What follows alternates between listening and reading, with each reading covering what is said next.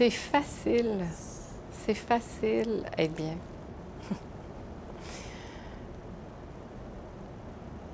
Ce qui est difficile, c'est d'être loin de soi. Ça, c'est dur. C'est dur d'être séparé de soi. Dans la séparation, il y a beaucoup de souffrance, il y a beaucoup de division, il y a beaucoup de... Dans l'unité, il y a ce retour à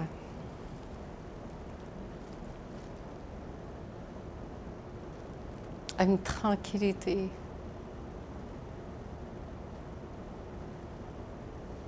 Et là, ça peut devenir extrêmement simple. On n'a plus besoin d'être dans l'agitation extérieure. On n'a plus besoin d'aller dehors pour combler quelque chose, c'est déjà comblé. Alors imagine quand c'est comblé de l'intérieur, il y a ça qui se met en mouvement, mais à partir d'un plein. Et quand ça se met en mouvement à partir d'un plein, bien, c'est certain que la présence, l'attitude, les mots, c'est plus pareil. C'est pas une présence qui vient prendre, c'est une présence qui donne. Et généralement, on va beaucoup plus sentir des gens en besoin de prendre quelque chose que d'offrir. Mais en fait, quand tu es nourri à ce point par cette présence, il n'y a même plus toi qui donne, ça donne. C'est ce qui est beau aussi. C'est comme il n'y a plus d'intention d'offrir quoi que ce soit ou de donner quoi que ce soit. Il y a le débordement de ça qui rebondit, qui éclate, qui explose sur les autres, sans que tu fasses rien. Alors là, quand je dis il n'y a rien à faire, ça prend tout son sens. Parce qu'il n'y a réellement rien à faire d'autre que d'être totalement, de toucher ce réel et de suffisamment l'incarner pour laisser ça être, faire, dire. Et nous, c'est assez. Hein? Enlever du chemin tous les conditionnements des histoires pour laisser ça être et rayonner finalement. Qu'on puisse, tu sais, quand on dit briller de notre pleine lumière, mais cette lumière-là, elle vient d'où? Et c'est la lumière qui brille, c'est pas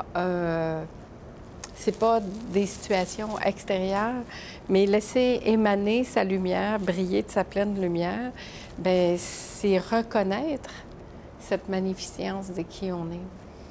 Et quand on laisse ça s'exprimer, bien, ça fait juste plus de soleil partout. Parce que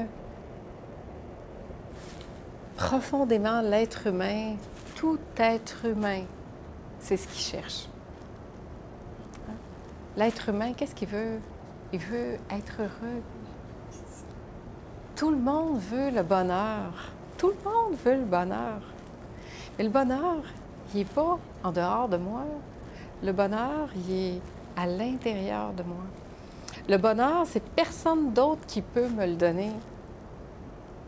Parce que même, on en connaît des gens comme ça, même si on les aime, même si on veut tout leur offrir, tout leur donner, s'il n'y a pas d'ouverture à accueillir ça, c'est impossible. C'est comme, dans le fond, des puits sans fond qui ne seront jamais satisfaits ou qui ne pourront pas s'abreuver de ça.